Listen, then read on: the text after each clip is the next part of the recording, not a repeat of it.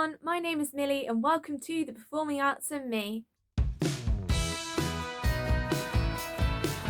Today's video, I am going to be talking about dealing with rejection from drama schools for drama school auditions. Now, last year I experienced rejection. I've mentioned before that I'm not talking about this year's audition experiences yet on this channel, but last year I did have to deal with rejection from drama schools. And that's quite normal. I think we need to normalize getting rejection from drama schools or just in general in auditions in the industry, because you're not going to get every job you go up for, or at least it's very unlikely you will.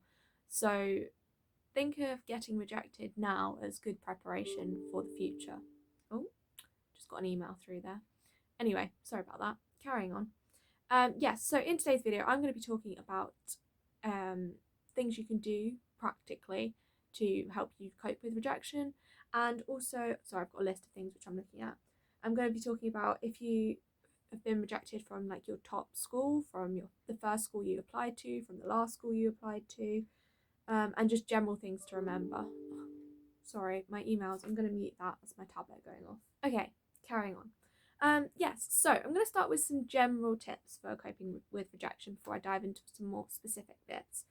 So first of all, with drama school auditions, remember that just because you haven't got in doesn't mean you're not talented enough, it might just be that they've already got someone that looks like you. I'm not saying that all drama schools are looking for a specific look, but if they already have someone who, like, for example, is brown-haired and green-eyed and about my height, are they going to want another person that's brown-haired, green-eyed and about my height? Probably not. It's not all about your talent, and just because one school hasn't accepted you this time doesn't mean that they won't accept you next time, and it doesn't mean that a different school isn't going to accept you this time. Another thing to remember, and this has been something that's really helping me this year when dealing with just the general uncertainty of auditions, is that God loves you and He won't abandon you. And you might not be Christian, you might not have found God yet, but if you turn to Him and you offer Him the chance, He will be there for you, and that doesn't matter whether you get into whether you get into a drama school or not. God loves you all the same, and that's just really comforting to me. And I think my faith helps me a lot with this, like dealing with rejection and with auditions and things like that. So that's something that might be worth bearing in mind for you and looking into if you haven't already. Okay, I've now got a couple of like practical tips. So the first one is to come up with a backup plan. Now, you can do this whether you have received your answers yet or if you haven't. But this was something I did last year. I came up with like a gap year plan. Originally, I thought if I try and come up with a backup plan, like a gap year plan or something, then that means I'm not putting all my effort into going to drama school. And so that means that if I don't put all my effort in plan A, that means plan A is less likely to happen. But now I think if I come up with a backup plan, then I'm going into those auditions thinking like, yes, I really, really want this, but if I don't get it, it's okay, I've got something else to do. So I think that just it stops you getting so desperate and so stressed out about it all, because you've got another option. Make it something you really want to do. Like if you don't want to do a gap year, then don't plan a gap year. But I planned a gap year. I planned like different ways I could keep training at home, fun things I could be doing as well. I made a video about my gap year plans. If you haven't seen it and want some inspiration, then go and have a look at that. My second tip is something that I've been trying to do this year, is to not let drama school, performing arts, musical theatre be like the be all and end all. Like, don't let that be your only thing. It's not that you are a musical theatre performer / drama school auditionee. You're a person who happens to be doing musical theatre auditions. So for example, try taking up like a different hobby as well. Doesn't mean that you're any less dedicated to musical theatre. In fact, it will probably make it more interesting. It will give you things to talk about in interviews. So just, yeah, don't become so hung up and put all your identity into auditions, because you're more than that. You're a person. So I've started learning French, I started playing the violin, and I'm doing YouTube. So that's 3 other things that aren't musical theatre. I've also, like I mentioned, I'm Christian. Yeah, there's different things that I'm not just a musical theatre student. I'm a person who has a really strong interest in musical theatre. I want to go and train next year. But that's not all there is to me. Okay, I'm now going to go into a few more specific situations. So I'm going to start with talking about if you get a no from your first school that you've applied to or auditioned at, or it's your first response back from. So the first thing to do is, obviously it's okay to be upset when you get a no, and this is the case whenever you get a no. It's really okay to be upset about it because you worked for it and you wanted to go there, presumably. So firstly, I would allow yourself to feel upset and talk about it with family, friends, anyone that will help you feel better by talking about it. Or if talking to people isn't your thing, maybe try writing down about it, or going to talk to a professional if you would want to. But yeah, I think talking about it and being sad about it is okay. But then after a period, something that you can try and remember is that you've still got more to come, assuming your first one isn't your last one, assuming you're doing more than one audition. You've still got more auditions to come, or you've still done more auditions and you're still waiting to hear for more responses. And like I mentioned earlier, just because one school hasn't taken you doesn't mean that another school wouldn't. You never know what a panel is looking for, and what another school decided that maybe meant you weren't the right fit for their course might be what another school's like, yeah, we really want that person. Also, if it's at a point where there are still applications open, you could always apply to another school. Don't feel like you have to do all your applications, then all your auditions. Like if it's midway through and you're like, oh, there's this school and it's still got applications open, and you're financially able to, why don't you apply there as well? Just another option for you to keep your doors open. Okay, I'm now going to talk about if you get rejected from your top school. Last year I kind of tried not to make a list, like an order. I didn't grow up in a particularly an environment where all that was talked about was drama schools. I didn't know a lot of drama schools. I had to do a lot of my research on the internet. So I didn't like grow up having a top school or anything. So it wasn't so much of a problem for me last year. This year I have made a rough list, but it's very generic because I still haven't visited the schools. So if you've been rejected from your top school and you still haven't done the rest of your auditions, I would urge you to bear in mind that even though you think that that is your top school, if you haven't seen the others, you might not know that that's your top school, if that makes sense. Yeah, just try and keep your horizons a bit open. Although I know if it's been like your dream for like 5 years to get into this school and you haven't got into it, that can be really tough.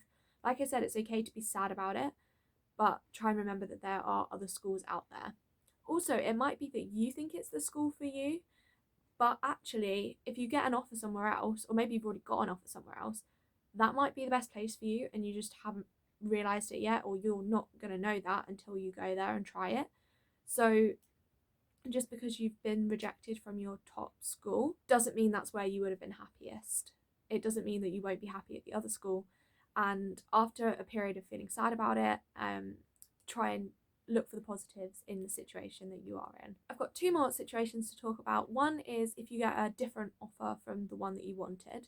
So if you get an offer for like a diploma course and you applied for a degree course, or you got an offer for a foundation year and you applied for a degree course or a diploma course, then that's still an offer, right? Now the only thing to bear in mind with this is if you got an offer for a foundation year and you can't afford it, that's pretty tough. That's almost the same as getting a straight out no.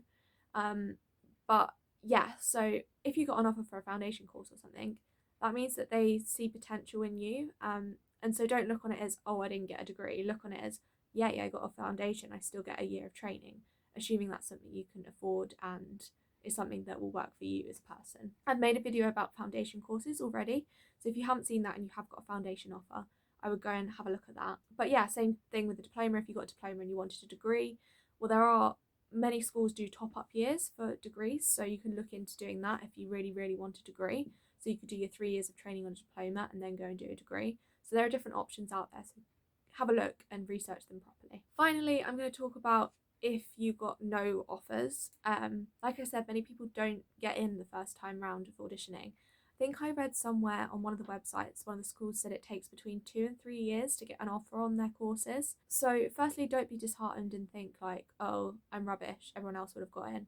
Not everyone else would have got in, and not getting in does not make you rubbish. It could be any number of factors.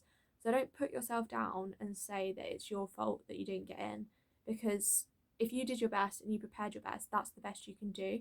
And good on you for auditioning, because there's going to be some people out there who won't audition because they're too scared that they'll get no's, and you went out and did it, so you're not going to have that regret of, oh, but what if I hadn't auditioned? Also, if you are considering auditioning again another year round, you've got a year's worth of experience under your belt. So don't look on it as a waste of time, a waste of money, a waste of anything, because it's a learning experience. And I think that not getting into drama school the first year you audition is not a bad thing in any way, shape, or form.